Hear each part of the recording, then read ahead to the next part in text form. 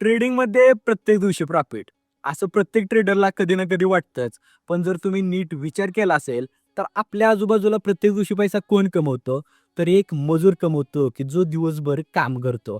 आणि आपल्याला हे जर ट्रेडिंगमध्ये प्रत्येक दिवशी पैसा पाहिजेल असेल, तर मग आपलं माइंडसेट मजुरीचं आहे. आणि तुम्हीच विचार करा, की मजुरीच्या माइंडसेटमधून आपण कधी ग्रो होऊ शकतोय का? कारण जे मोठे-मोठे बिझनेसमॅन असतात किंवा एंटरप्रेन्योर्स असतात, ते कधीही एका दिवसाचा विचार करत नाहीत. ते नेहमी लाँग टर्मचा विचार करतात, की त्यांना क्वार्टरली किंवा इयरली किती प्रॉफिट जनरेट होईल.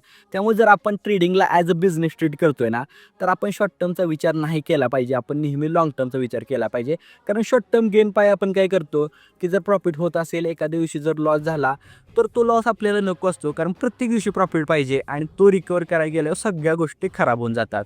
त्यामुळे शॉर्ट टर्म गेन पायी लाँग टर्ममध्ये आपण आपल्याला डॅमेज नाही केलं पाहिजे. आणि ह्या जर व्हिडिओतनं काही तुम्हाला शिकायला मिळालं असेल, तर व्हिडिओला नक्की एक लाईक करा.